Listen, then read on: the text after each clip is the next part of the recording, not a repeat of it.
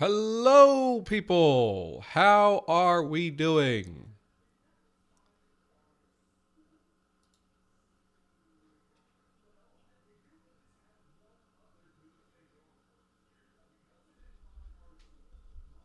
I don't know if while I'm waiting here, I have. Oh, hello, Petrichor. How you doing? Yes, it's sometimes people get busy. I was a little bit late in actually posting this because it took me a while to actually figure out what options I wanted to give you guys. But I had a long think, and I believe it was Miles that suggested that I have high vowels turn to fricatives, and that is a very cool suggestion that I went in there. Oh, all right, that's fine, Bubba. You know, you check in for however long you can. I haven't been able to make it to the other streams recently just because I've been a bit busy with things, but hopefully that can change. Anyway, Miles sort of suggested having these short vowels shift into syllabic fricatives, and I liked that idea. I did something a little different with it. I have them happen. This happen only in closed syllables. So if there's a coda, then this happens, and there will be more stuff that happens with that as we go on. I will. So here's what I had. I had three options here. One was to have all of the non-low vowels just go to lax, right? I had considered having everything go to schwa, but I think I don't want to do that at this stage because we could have fun with dialect variation later with some things going to schwa and some things not, or some dialects taking different things to schwa and some not. So I definitely was not giving you any of that option. But we could have just gone laxing, super common, super standard. We could also have done this thing where you would have these go off to fricatives. So this would become it's a palatal fricative, ja, and this u could also become a ra, ra. I considered bilabial, but I thought it actually would make better sense for it to be something that's back, ra, ra, a velar. But in any case, we'll see. We'll see. But that would also put upward pressure on these mid vowels to push them up to I and Then I had the thought of what if I also have an option where this happens, the fricativization happens partially. We have E goes to the syllable Y, and U instead laxes. And then so you have the mid vowels also react accordingly. Here, E goes up to I because it does have that upward pressure, but O becomes O. It laxes because in the U also laxed, so it has room to do that. Schwadi da. Okay. Bubba, what did I inspire to do while I'm talking? Who inspired you exactly? Um, so I had a poll. We had a few votes on it. I did make this an approval poll, so I don't know exactly how many people were voting on this, but it looks like what won is this third option. So what I'm going to have to figure out is how to make it so this goes to ja, this goes to I, and then in the back vowels, they just lose their ATR. And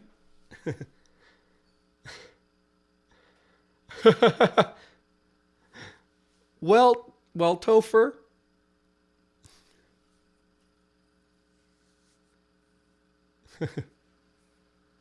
Yeah, the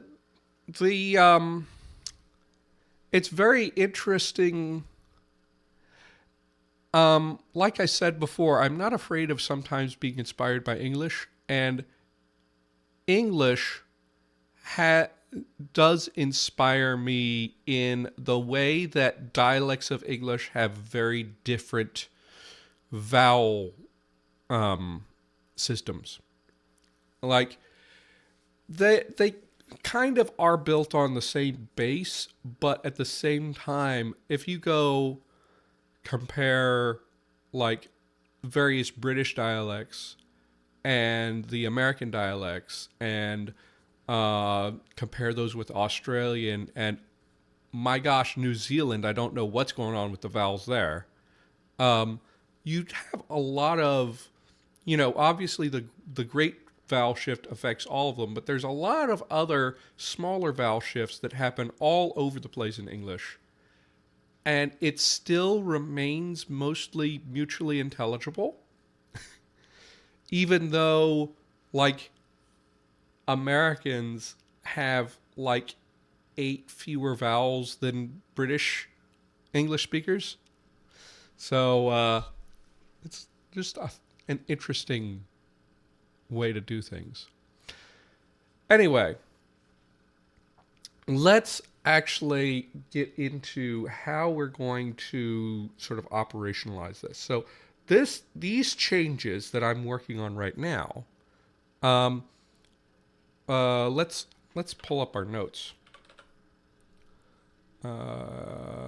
Sylvan notes. And we're talking about just the short vowels, okay? So we don't need these tables anymore. We can delete that. And this actually is not what is happening. So we were talking about this in terms of reduction, but I may do reductions in a different way. Topher, by the way, there's lots of free resources to learn IPA if you want to practice it. So that's definitely, something that you can learn. So A goes to I,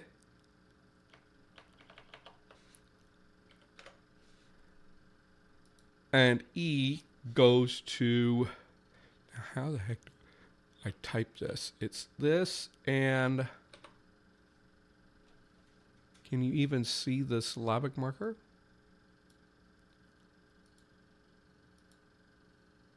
Okay.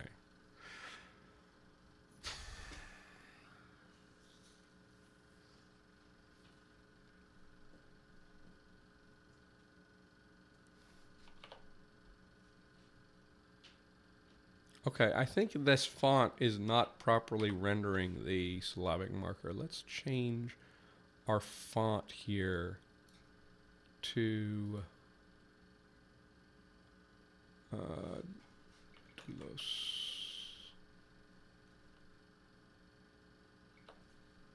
and that's kind of small, so we can up it to like 16. There we go.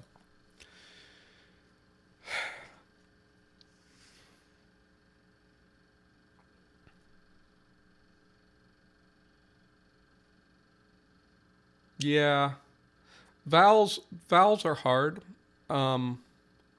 One thing you have to remember with vowels is they're kind of squishy. Our perception of consonants generally is categorical. That means if you gradually change a sound, morph a sound from one consonant to another consonant, generally there will be like a firm point where we actually like completely break from the previous perception and switch to the other one. The vowels often vowels are not like that. Vowels actually are perceptional. A perception actually overlaps even. there's sort of a cloud of possibilities of what a given vowel in a given language could be. And exactly how broad that is depends on how many vowels are in the language. But they often will overlap a little bit, and you are computing based on context which one it is. Yeah.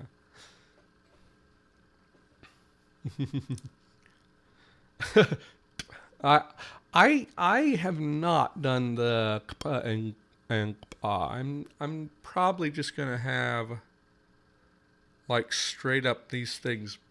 These things become like this becomes pe, and then this I don't know. When I do the QP split.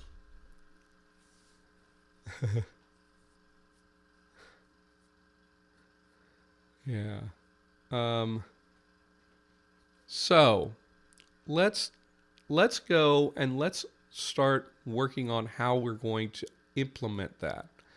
Now, this is Lexifer. I want the Sylvan.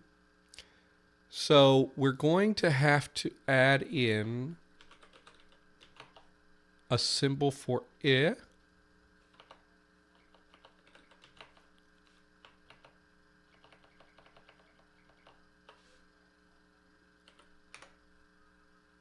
A symbol for a symbol for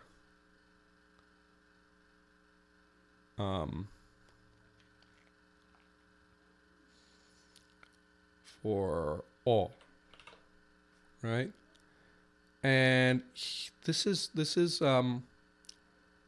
we need a new feature. I'm going to call this feature plus TR for tongue root.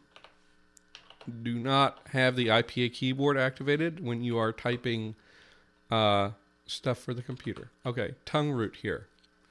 And what I need to do is this without tongue root.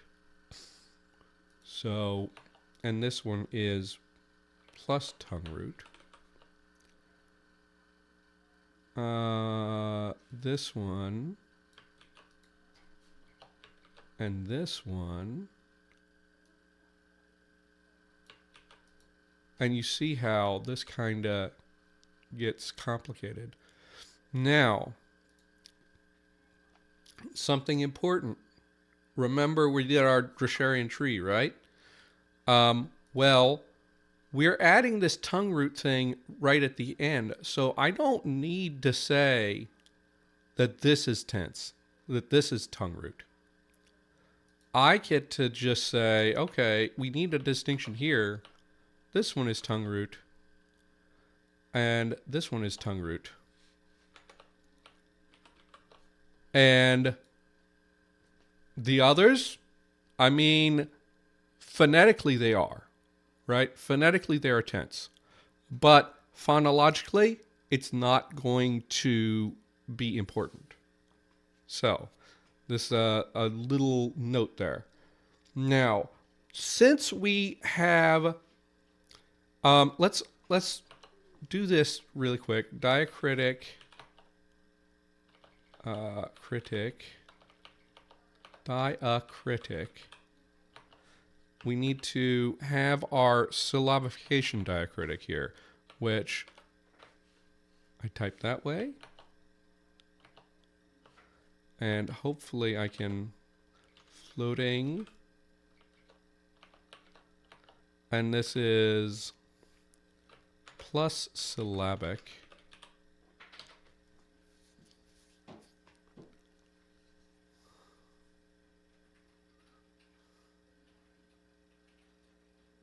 Whose tongue is rooted to their jaw?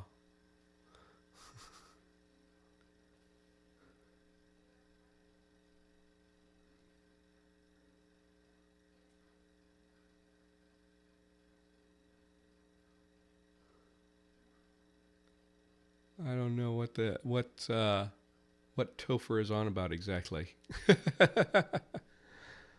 But let's the Fae. Is that a story I've not heard? I'm assuming, and this is based off of nothing. Oh, tongue root. Okay, so tongue root. What I'm calling tongue root. You hear this term often. Let me. I want to make sure that I don't screw things up. Hold on.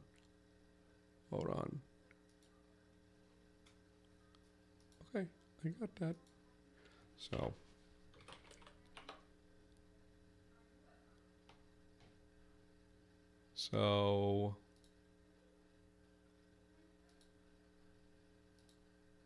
let me clear things so that I can.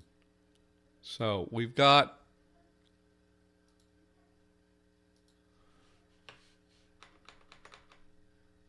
So tongue root. What I'm talking about, linguists sometimes call that advanced tongue root.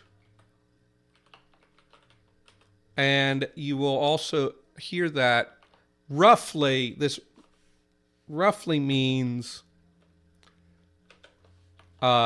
tense, right? If you've heard of tense vowels, so E, E, U, O, and then lax vowels,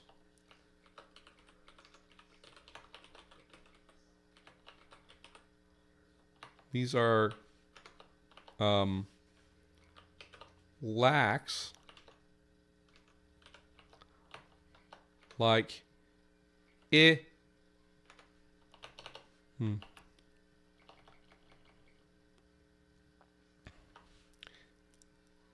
I, E,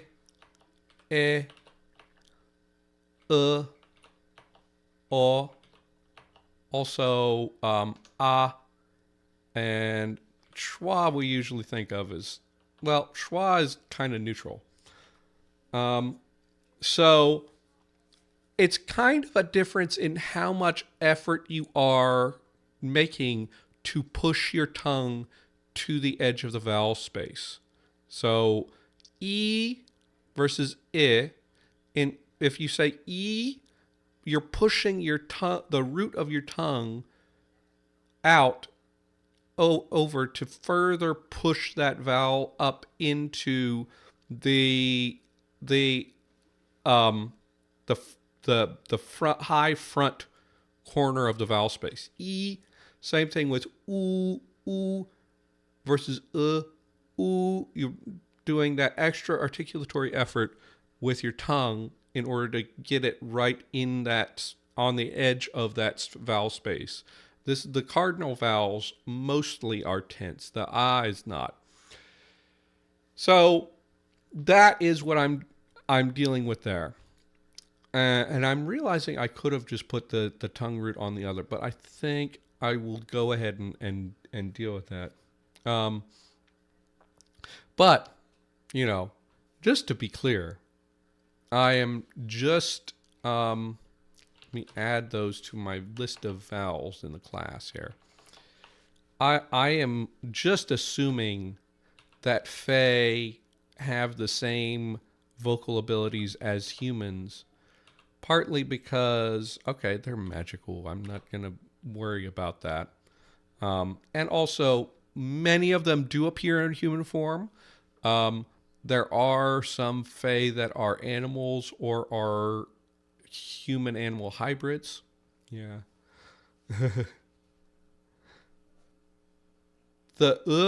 So it depends on where you're from. Many English speakers have that word have this vowel in book and took and rook. However, I know there are dialects where it doesn't happen, and they pronounce book and took. So, yeah. Uh, Vowels are interesting. Vowels are fun. So, now we have this situation. Um, we're going to have these changes apply after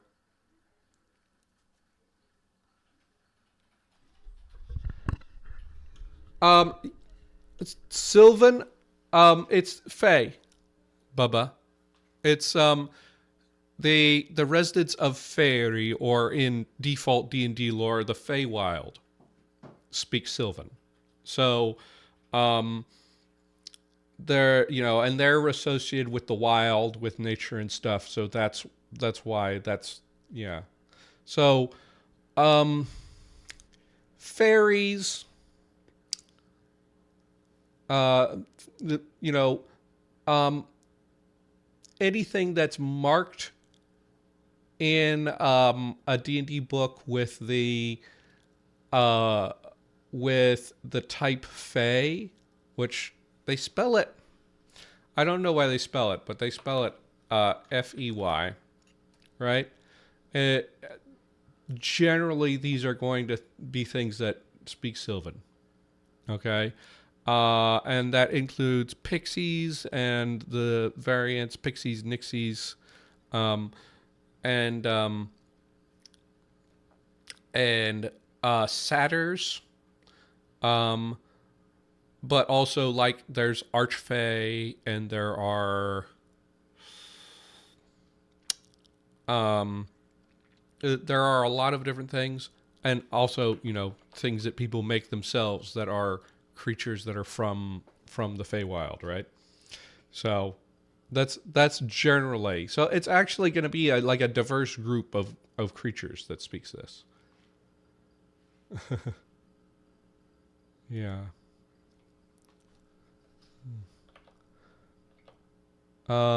So anyway, so we're going to have this happen after we have our vowel length rule happen. And then I need to figure out how to do syllable structure in Lexergy, because that is the thing that I need to figure out. So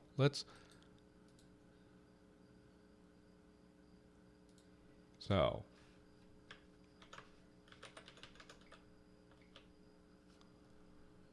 so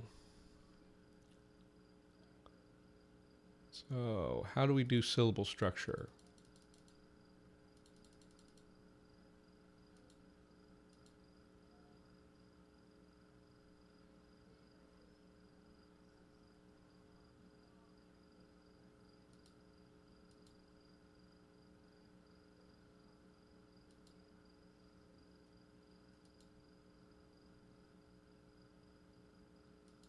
So how do we, okay, syllables. Okay,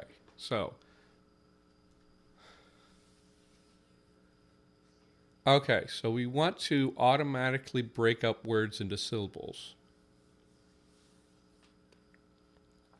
Let's look at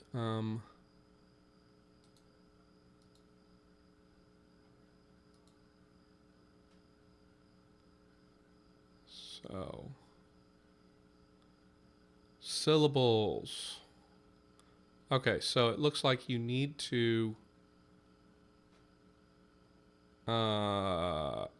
define what your syllables are. Pana. Oh, you can even have a plus heavy, right? Oh, this is great.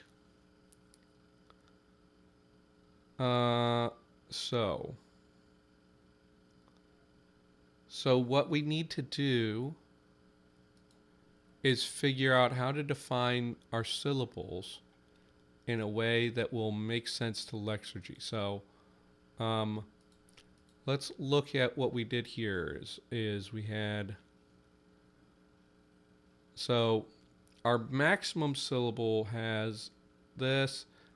an obstruent, a glide, and a vowel.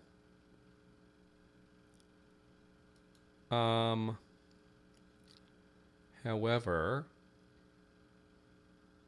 we can have any consonant and a vowel. So let's start off. Let's stick all of our consonants into Lexigy. Okay?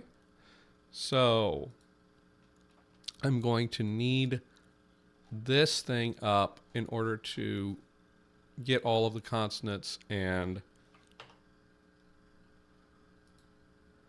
have that side by side. So let's navigation pane. I don't need you. So first, let's just throw in our symbols.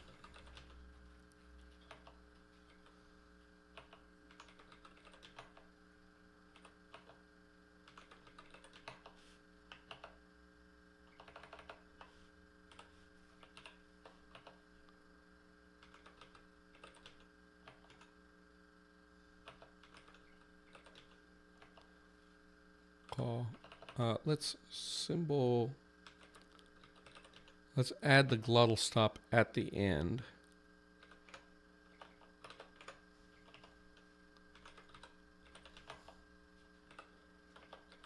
And we have aspirated.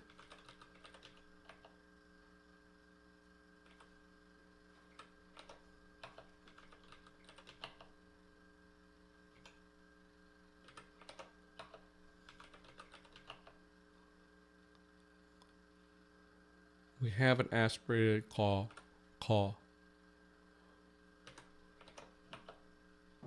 And then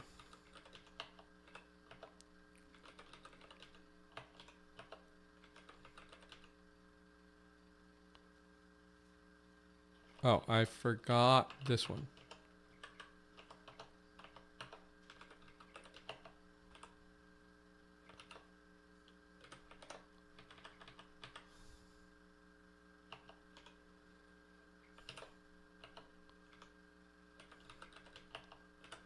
Okay.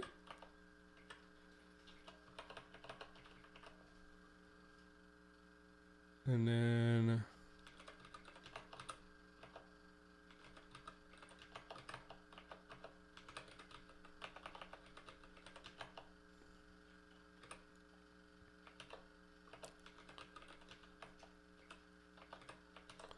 no.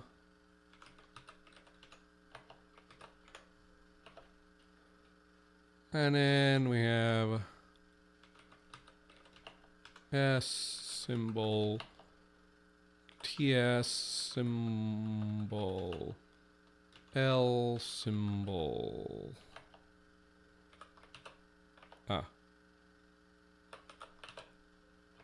Symbol.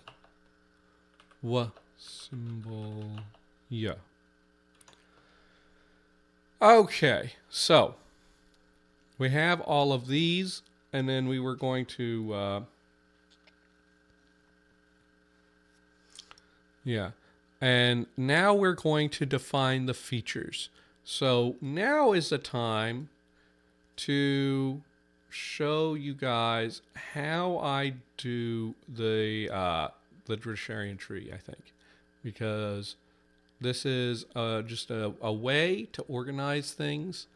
So we've got all of our consonants. Pa, ta,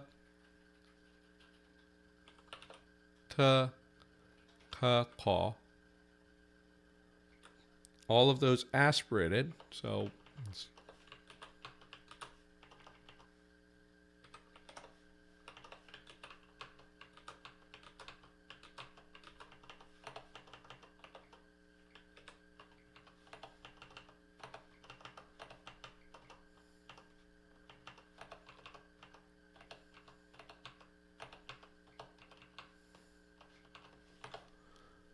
then we have ba, da, ga, and ga, ma, na, na, nga, and la, la, la. And finally S, TS, and L, W, L, R, W, and yeah. And we're doing this is just our initial set, because remember we're going to have some things up here. View.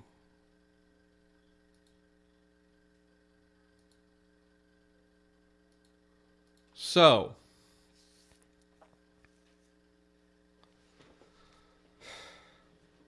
I'm not using a tie bar because I just like don't want to deal with it.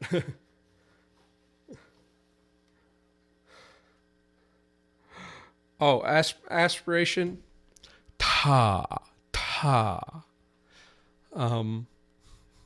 It's just depending on how you're measuring it. It's people talk about it as a puff of air. It's also a delay in voicing of the next segment.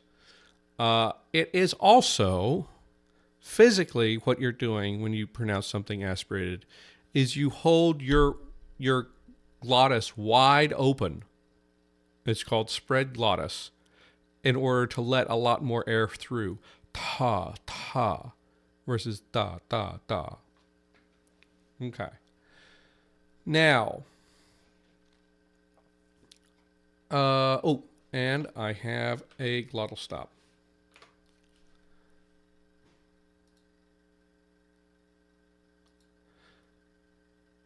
Yeah. So here's what we're going to do is, if you've seen Joey Windsor's talks at LCCs, he's done a couple of things on this. It's a Versarian tree. What you do is you start picking features until you have defined the distinctions between everything. I do it a little differently than he does, but we can deal with that. Now, looking at this set of consonants, there's a few places that we can do a little bit of changing. I think the first thing the three-way laryngeal distinction is something to deal with, but I think I need to separate out first. Let's separate. No, let's. I'm not gonna do sonorant, not sonorant. I'm gonna do. Let's separate the stops out first. So aperture can be either stop or fricative. In this case, we're going with stop. So all of our stops, actually our stops and our nasals, can all be aperture. And then everything else is a zero. Remember, I like to use unitary things.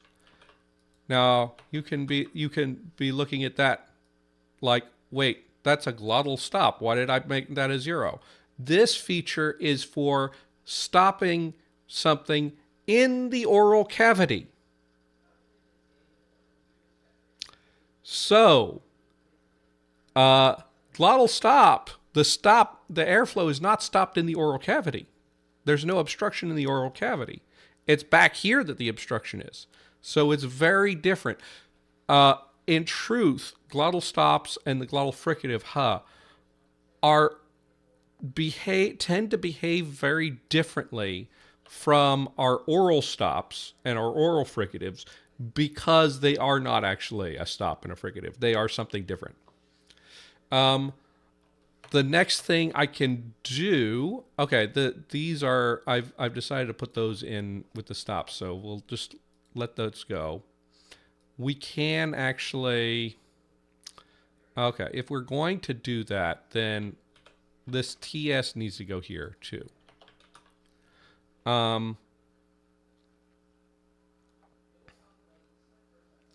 Oh, I was so if you look at a sagittal section, um,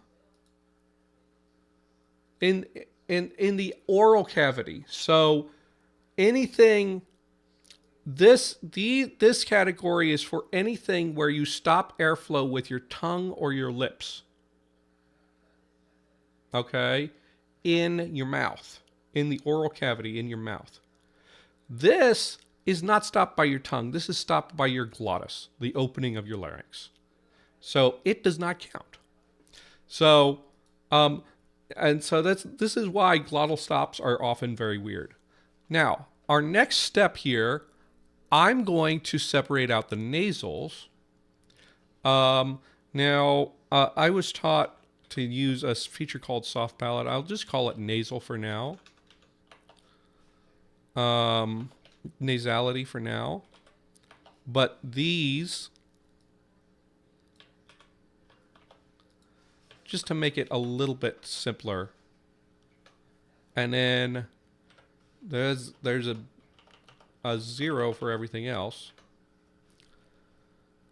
Then we can put, okay, this is these actually are here, but we're doing that. Everything else we can put over here.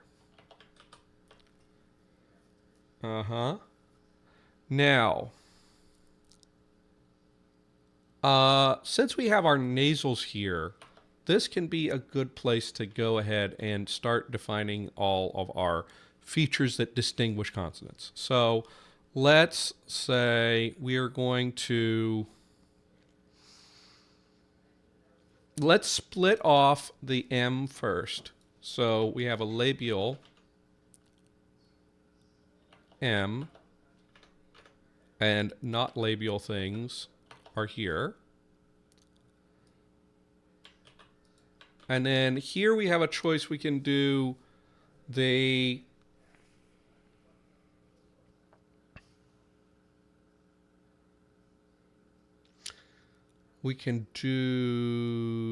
okay.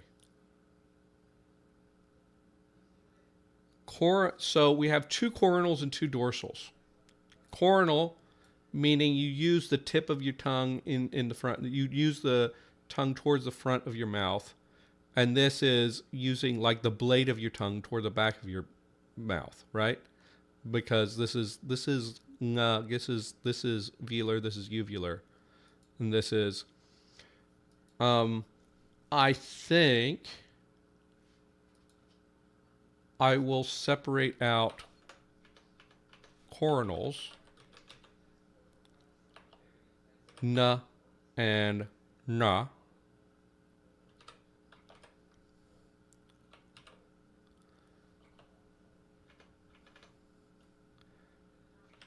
And then these two are not. And then we can separate out the retroflex, which the tongue curl is the feature that we have for retroflex. This is based on features that I learned from Eric Ramey in grad school, and they are loosely based on a paper by Avery and Izzardi that mostly was actually just talking about laryngeal features, but sort of had this framework in mind. Now we notice that this means that this is just a nasal, right? And this is just a coronal nasal. And then we have, I think, I'm going to see if I can find the actual the actual thing. Zotero? And my library, I'm going to find Yeah, this is okay. So we have.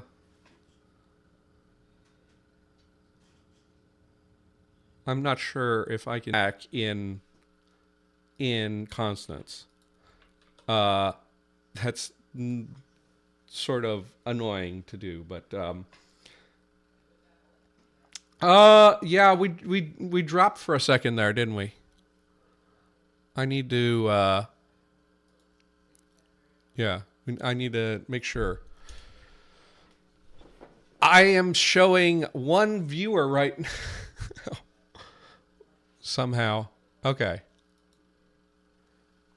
Oh, okay. We're here. So, here we go. We have back to mean the uvular, and here we have this. Now, we can go ahead and apply that to our other things, but before I do that, I actually it will be easier for me to do the laryngeal features first. So let's go with that. So going back to here, laryngeal features, you have glottal width, which is spread glottis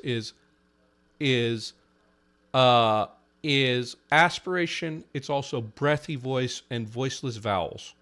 Okay.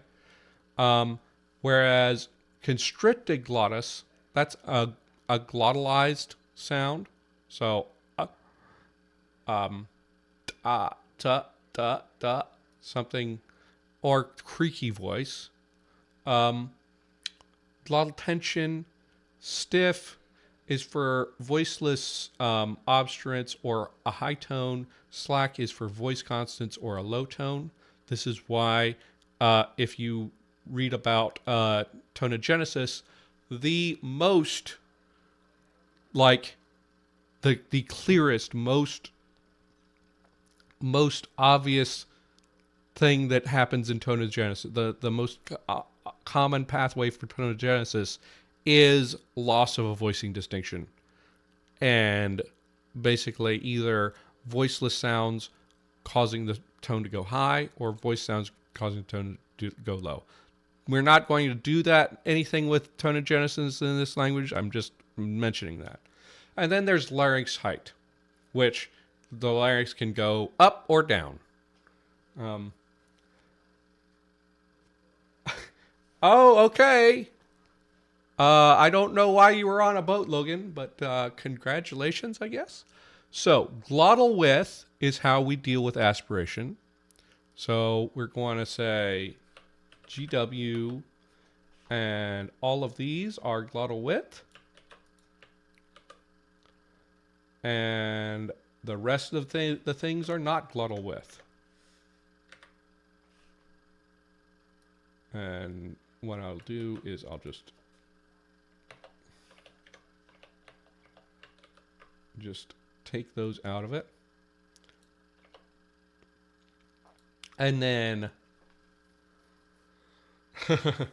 I'm so my plan actually, Cheesecake, is I didn't want to do tonogenesis in this language because I have a cool idea for tonogenesis that I think will work very well when I do the celestial family. We have celestial, infernal, abyssal. Will be all part of one family, and they will all have tone. But there are ways that you can do tonal languages where you can do tonogenesis where certain segments condition can in different branches of the tree can condition high or low tone, right? So I'm going to do something with that. Swedish, I don't know a lot about the tones in Nordic languages, but I understand that some of them have very simple tone systems. Pitch accent is not a thing, Bubba. Pitch accent is not a real thing.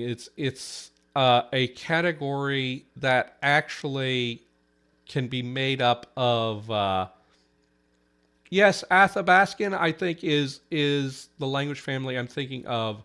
They did that. um I think it's Athabascan. Is it Athabascan or is it like a branch of Algic or something? But there's coda-glottal stops that conditioned high tone in some languages and low tone in other languages. Um, so we've got this. Now we can now go with the glottal tension, and we're going to have the glottal tension in the loose, the slack is the active thing, right? So these. So that's our voicing distinction. And then we have this.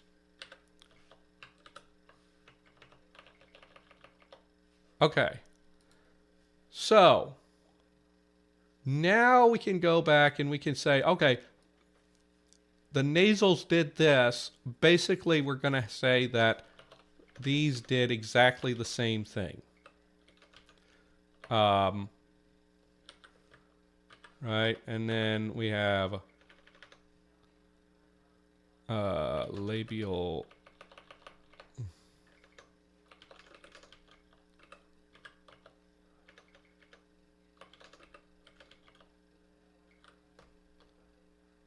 Oh, okay. This needs to be actually.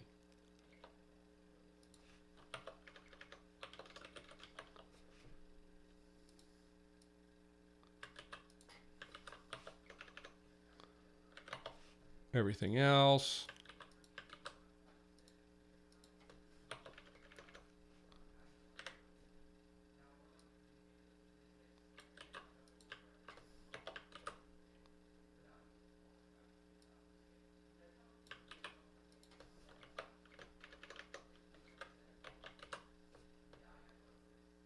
And then we separate out coronals.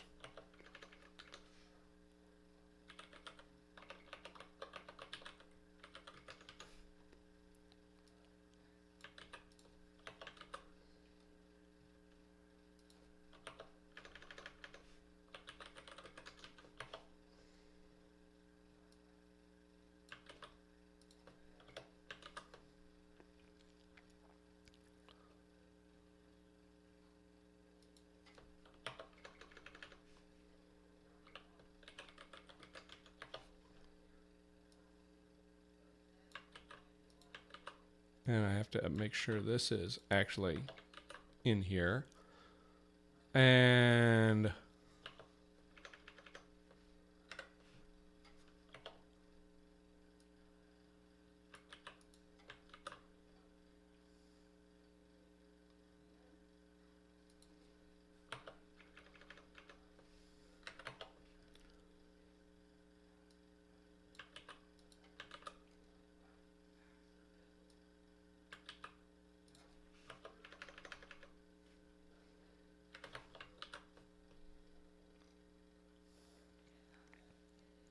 okay. And I'm not strictly following the theory so much here. Miles, you are way behind on things, huh? We're not doing tone, not doing tone this language. Just talking about plans for the future. Okay. Let's and then we have our tongue curl here. Tongue curl for this.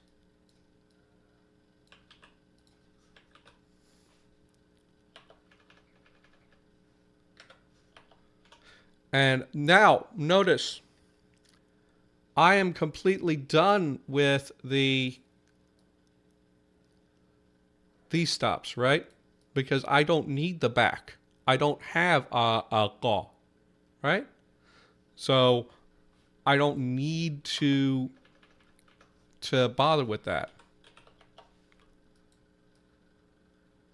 but I do need it to distinguish in other places.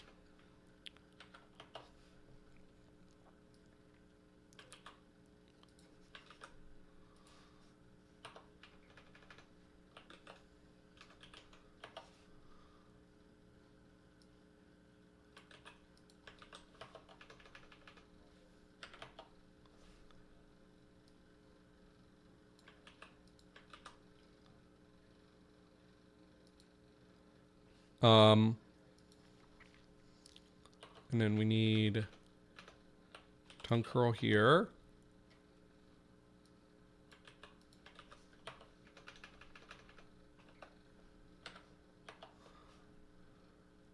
And I really should have like used a tree program for this, but this is what we're doing.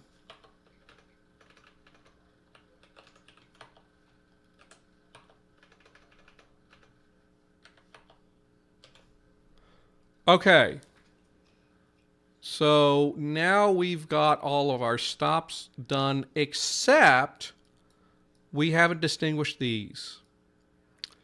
So what I can do is say, well, this one is the strident one. And this is the regular. This is just T. That's one way to do it. There's multiple ways you can deal with affricates because they're kind of outside of this. I'm just going to call it strident for now. But really, the thing is, an affricate is a stop and a fricative at the same time. There's a Schrödinger's segment here, right? But you have to fit some feature in order to program Lexergy. So I just need to do something. Now, oh goodness, we've got all of these. Now we've got this stuff here, huh? Well, let's go over. I don't know why I'm not seeing like the edge of it. Okay. All of this stuff. Well, let's start off with, let's say we do our oral place features that we had here. Well, let's go with labial. We get the W, huh? Well, we're splitting up labial first, so W ends up being labial instead of dorsal or dorsal and labial. Then we get all of those other ones in a row, huh? And then, okay, what do we do? Okay, we gotta separate out coronals. Okay. That's nice. These are all coronal. And these two are not.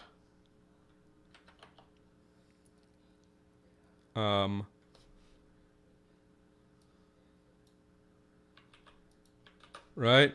Okay. Then, okay, what are we going to do with this? Well, we got our tongue curl, right? We got tongue curl. Oh, we got the R done.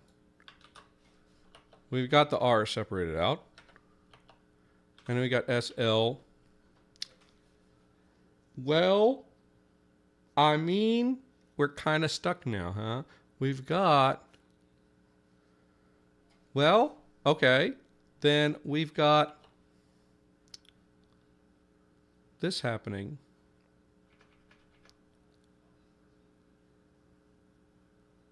We've got SL. So we've got, we can do our strident thing again. Strident just means strident, sibilant. There's a bunch of different names for this feature, but it's having like this high frequency noise. It's more of an acoustic feature than a... Now, okay, what are we going to do with glottal stop? Well, we kind of set our glottal width we have our feature glottal width, huh? But so glottal width has two sides to it. It's the spread and the constricted. But within this theory, I kind of alluded to it earlier, but didn't sort of like do it because of reasons. You can say, oh, well, how about we say this is, and this would split off earlier actually, this is glottal width, and let's tab all of this over. No,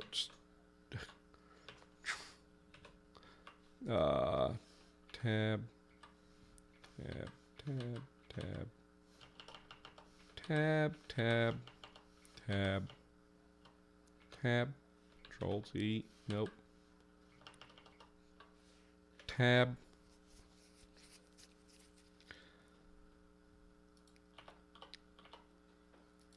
and we'll just stipulate that as a rule, this gets assigned the constricted when it's glottal width, but the oral stops when they get the glottal width feature. They get the spread.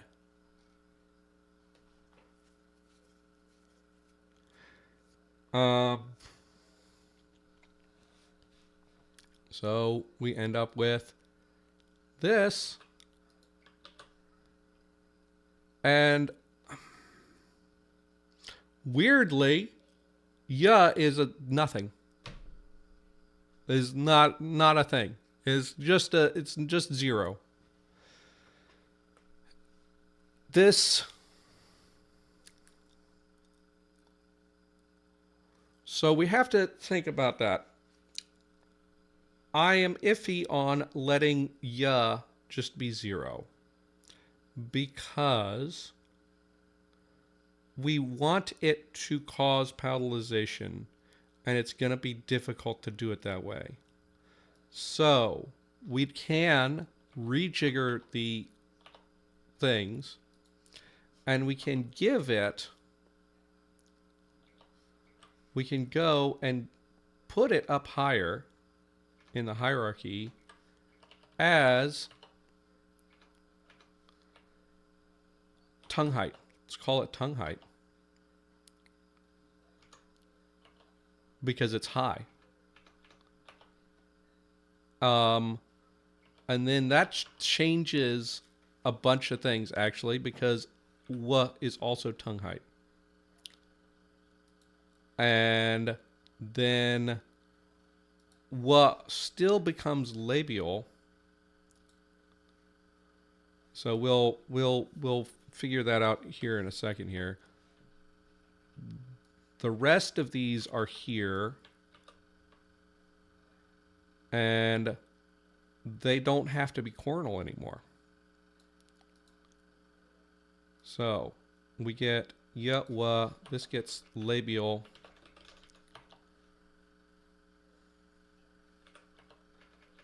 And this gets to be nothing for this, but it is tongue height. And then this we don't need. These are not actually in the thing anymore. So, and we don't need these to be cornal anymore. But we do get those things involved. This gives us some weird things happening. Because, like, what do you mean? This is a cornal and this is not. Well, this is just what happened when we divided up the features. And let's see what happens when we sort all of that out.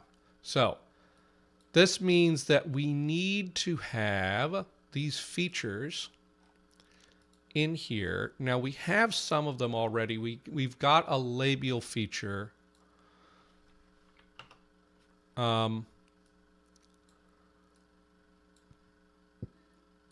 Are we going to have a problem seeing everything? So let's feature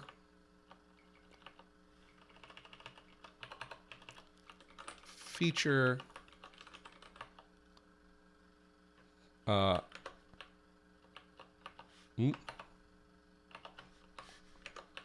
aperture feature nasality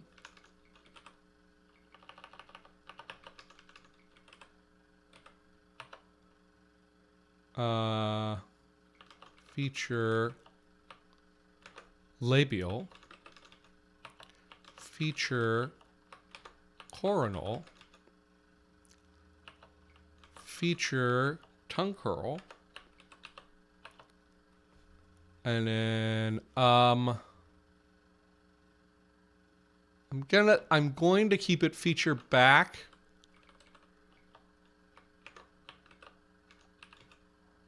Even though we could do the same trick and say tongue thrust is back for consonants. This can be a little bit loose. I think we can stay a little bit loose on this, and just kind of like, think that there must be some weird thing going on. Now we need feature glottal width. Feature, so we have labial coronal. We need glottal tension. We've got labial and coronal, and we're doing word wraps, so it's looking very strange. We need our strident.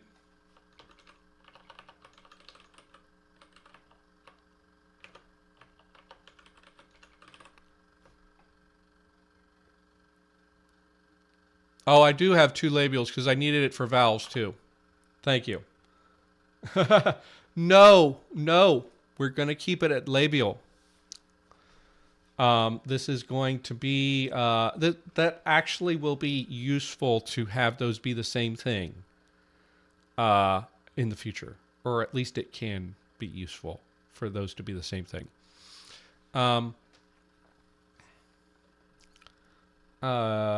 So we have our strident, and then we still have glottal width, tongue height we have, labial we have, strident we have, tongue curl we have. Okay, we're good. So now let's go through our symbols, and we go, okay, that's a plain P. A plain P is aperture labial. And how's the syntax? I need to have the plus sign there. It's very confusing. And this is aperture and coronal.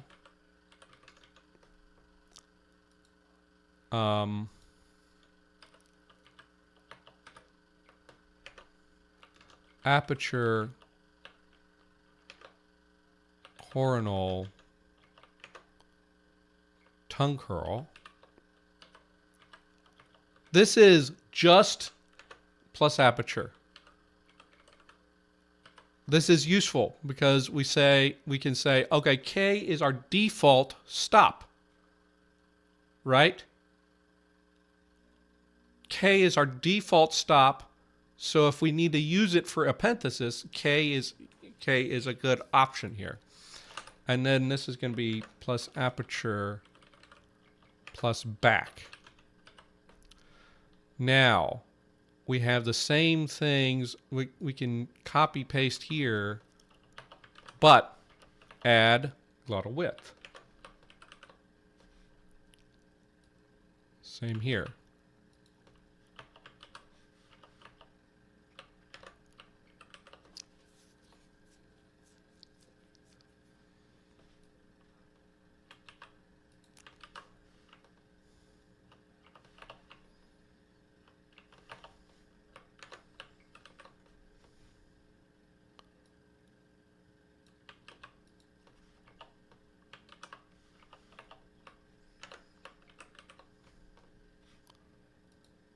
And this is...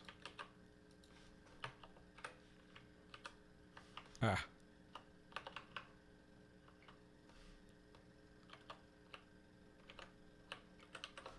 And then these have instead the glottal tension.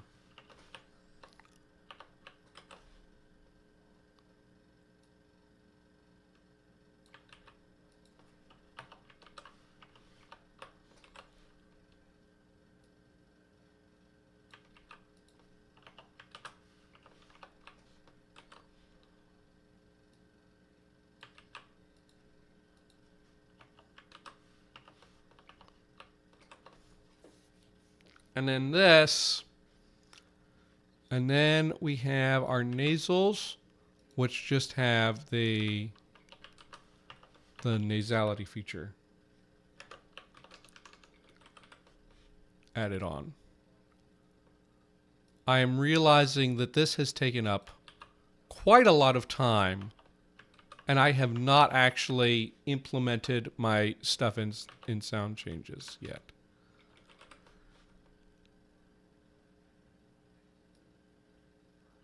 Par for the course for a conlang stream, I guess.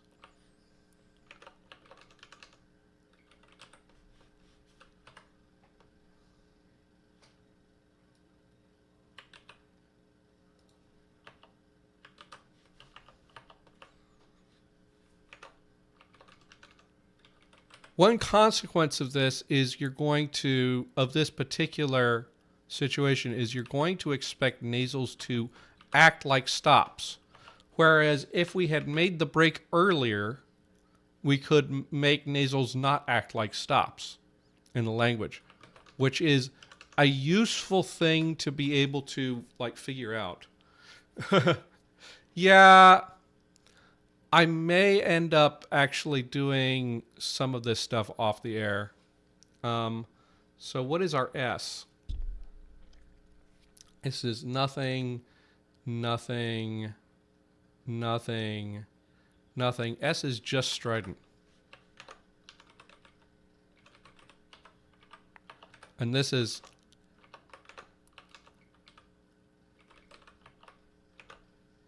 Hi, Carl.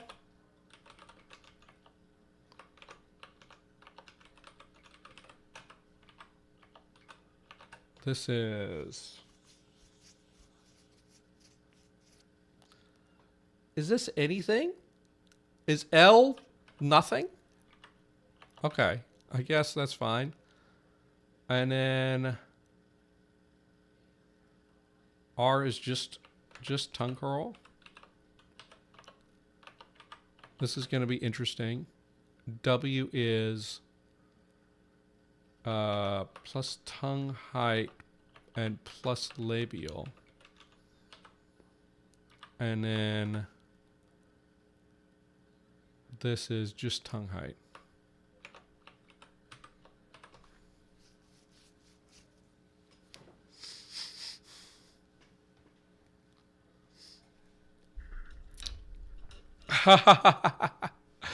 Oh, goodness. Okay. So I didn't actually need to do all that, I realize. Because, like, for my purposes right now, all I need to do is also create class consonant. I'm just, like, making the vowels and consonants different. There are ways, actually... What is that? Okay.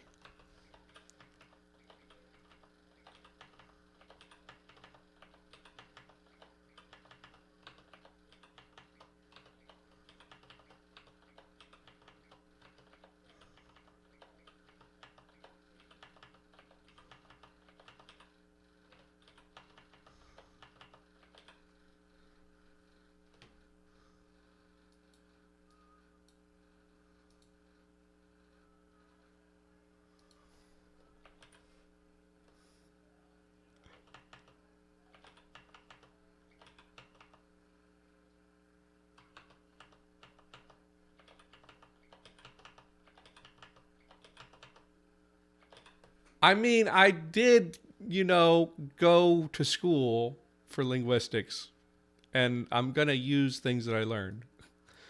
Um, yeah, so let's actually go ahead and sort of define. So,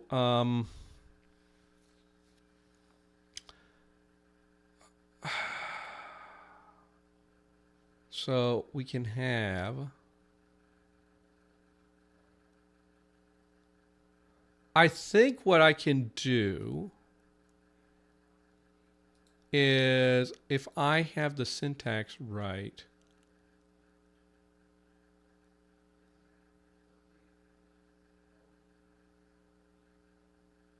Syllables.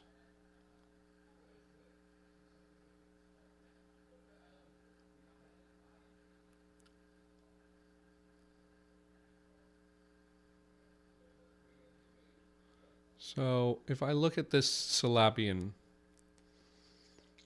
okay, so let's go. We need to have syllables.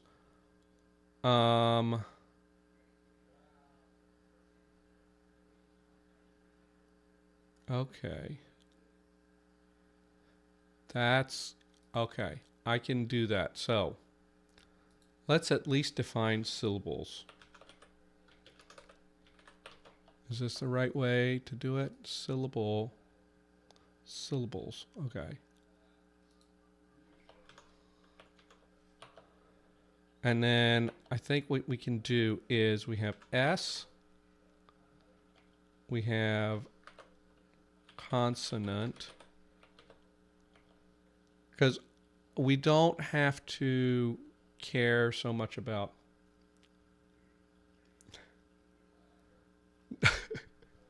cheesecake. I just always have a lot of tabs open. Drives my wife nuts too. Consonant. And then how are we going to define our liquids? So I'm going to actually just make that a class because there's no feature I can attach to that will make it make sense here.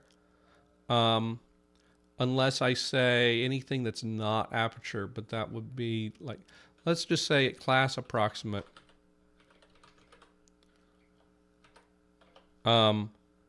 Just it's kind of a hack to do it this way. L R. Well, I don't need that. If I just say no anything that's not aperture, then it should be fine.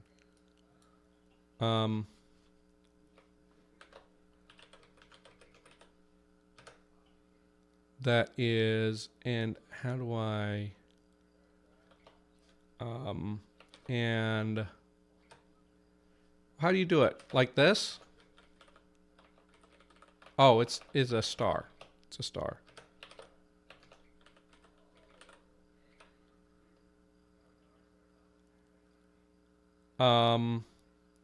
And we need, yes. So, and this can I can copy over exactly. And we can have a feature.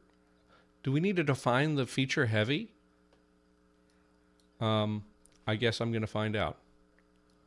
And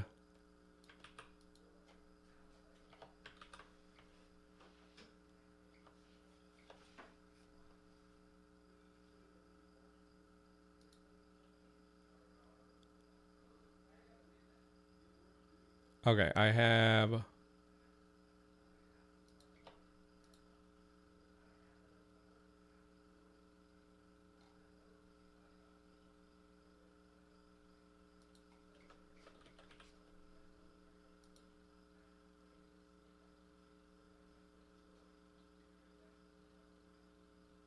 oh my goodness.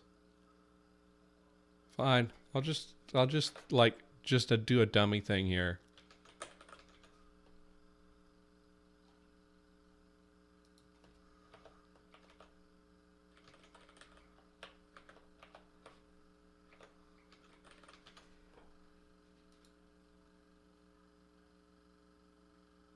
No, I can't do it that way.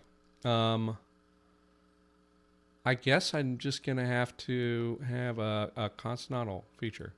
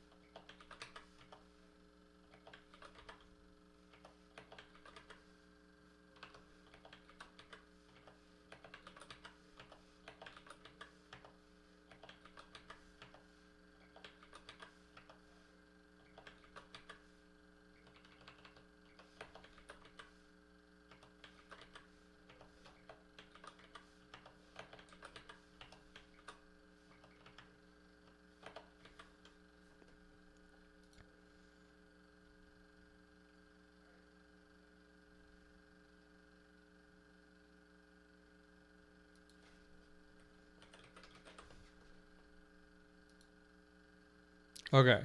So,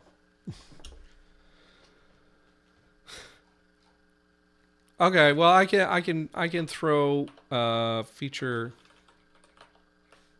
heavy on here. Um and then I'm sure that it will sort out in some way. Okay, so we've got that. Now our thing that we need to do is so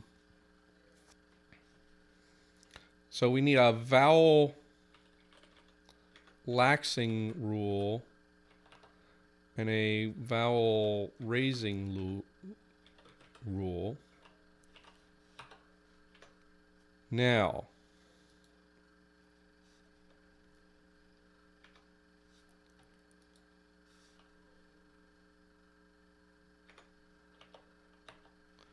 so our vowel laxing is pretty easy. It's just like, so we have just these two. Okay, so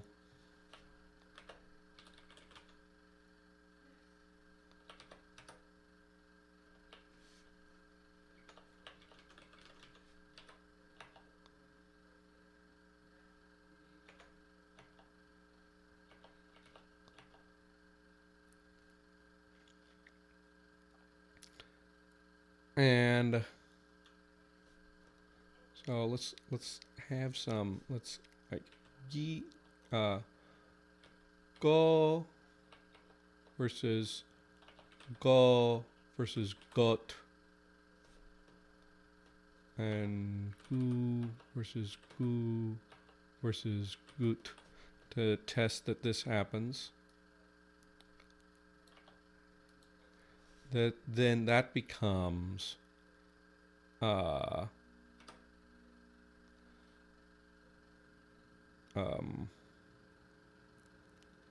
it loses the tongue, it loses the tongue root feature in the environment before a consonant in the same syllable, and syllable boundary is just a period. Let's see.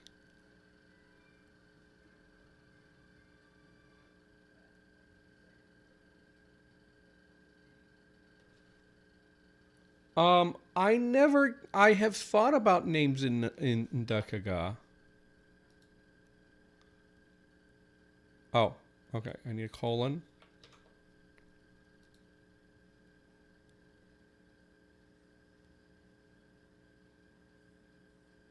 Oh, goodness. Okay. Why? I have long.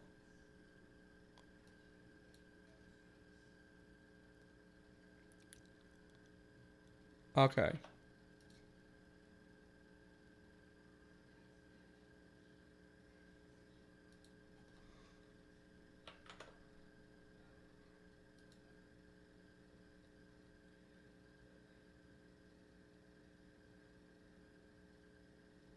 Okay, I need to figure out what's going on with that.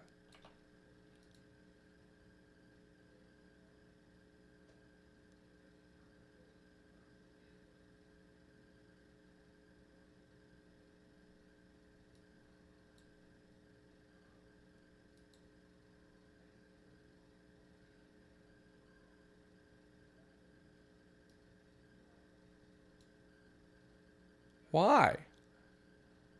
Oh, I forgot this. That's the problem.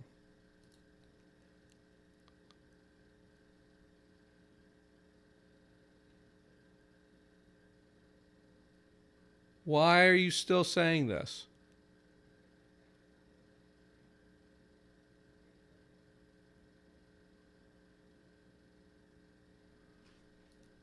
Let me see.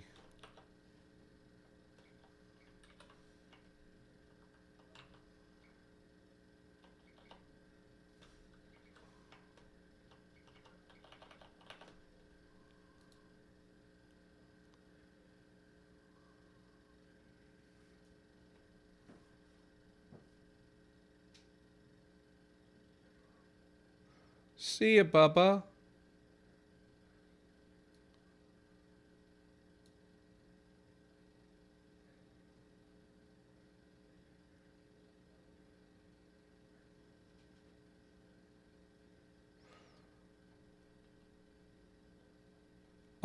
What? It's the same G.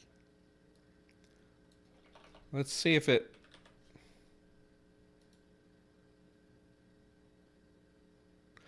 Why?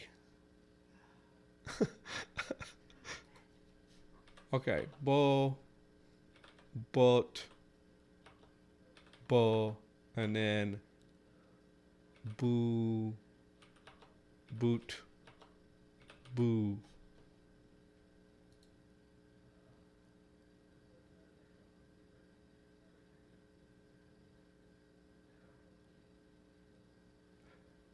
Oh, okay. What? I have I have an option to have a final consonant. I don't know why you're saying that. Is T is in my class of consonants.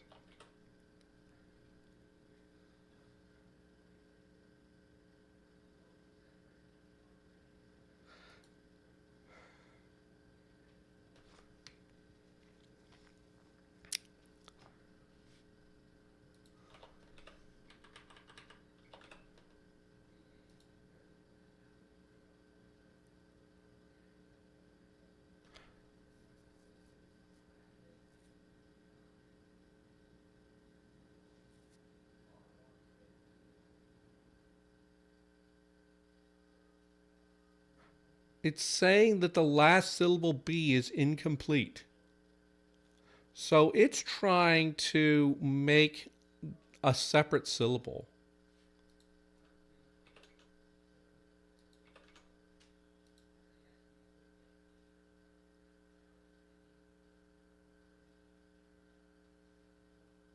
What?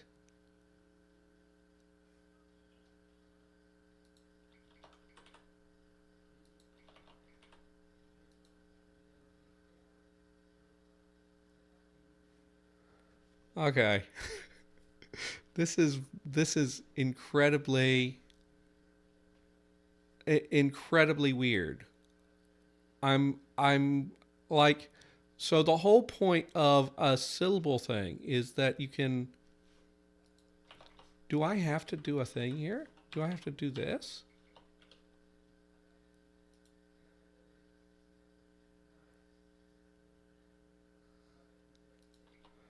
So my question is,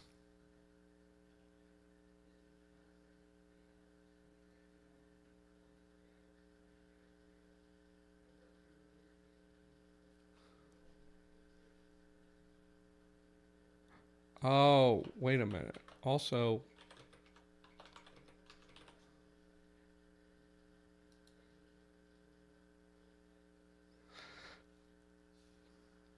stop rule before syllables.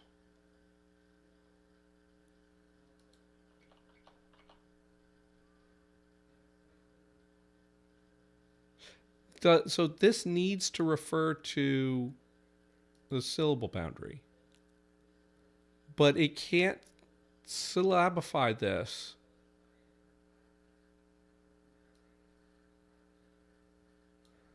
Okay, I'm going to change this, and then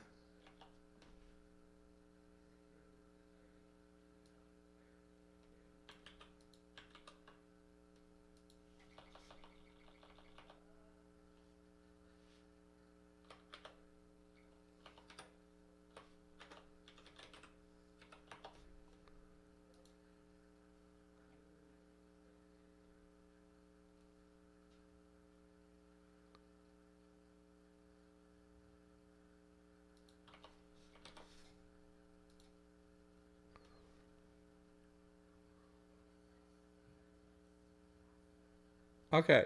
So here's the thing. Oh, no, that's not it. So this is an issue. I cannot get Lexergy to recognize that I'm allowing coda consonants to exist. And I don't know what to do with that.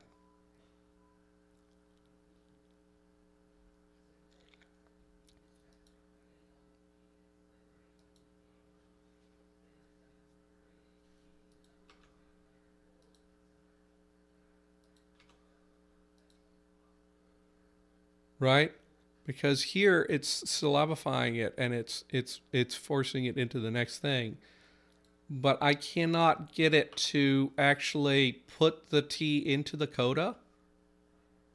And I don't know why.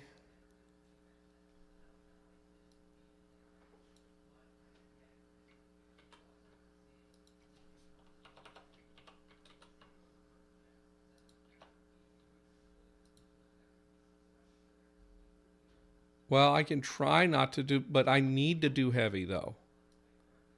Because it's part of the stress rule.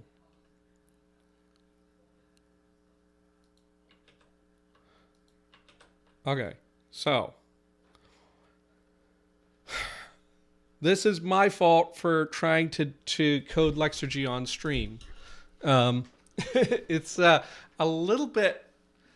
It's just very confusing to me that I don't, and I can't figure out why it is that, like, I have this defined here, right? This should tell me, hey, you can put a consonant in the coda, and that makes a heavy syllable. But something in the logic is not doing that.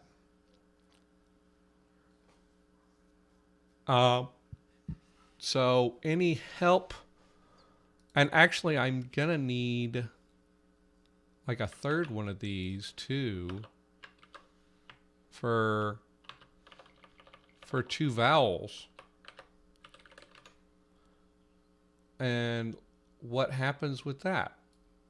Can we have a boa?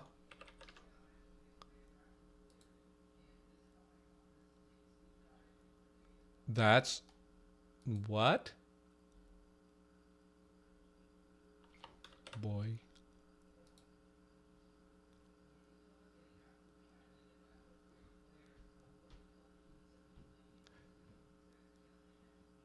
Okay. I didn't have any problem with the front round rule before. Okay. I need to have this be. Okay. This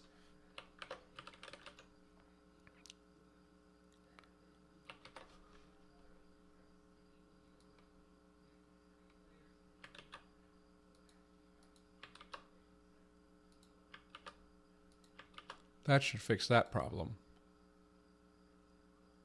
Or does it?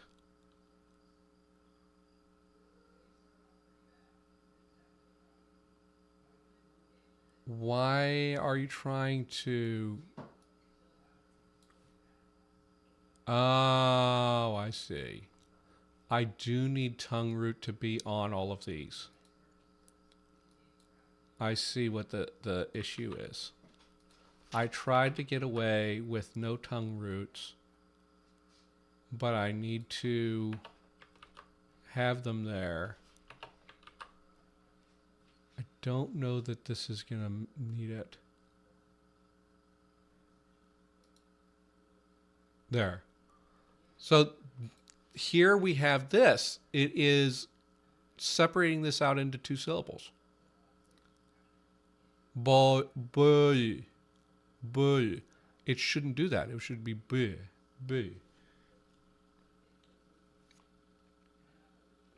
Yeah, I figured that out, Jake.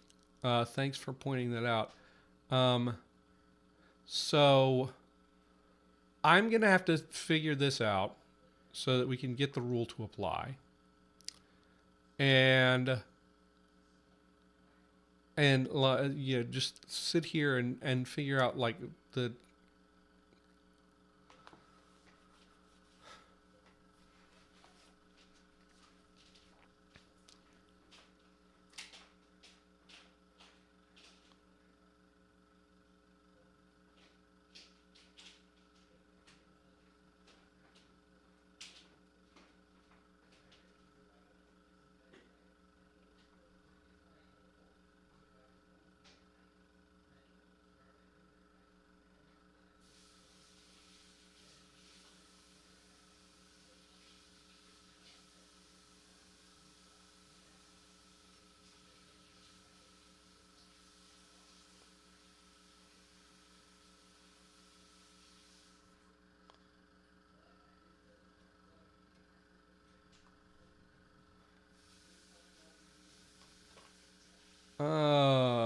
Yeah, it does seem to be very finicky.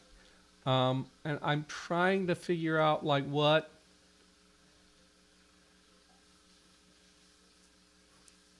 Okay. Because, okay, I need to...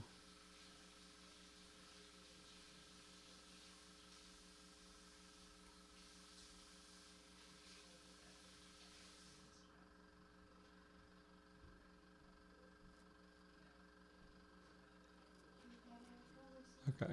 I'm going to have to go pick up some girls. So we're going to have to leave it here. And hopefully next time on Tongues and Runes, I will have figured this out and I will be able to successfully apply my vowel lexing rule. And then we can talk about like figuring out how to do the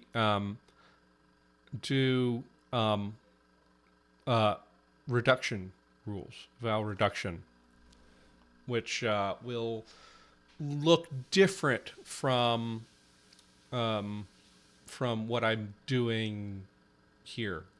So, all right. Everybody have fun and happy conlanging.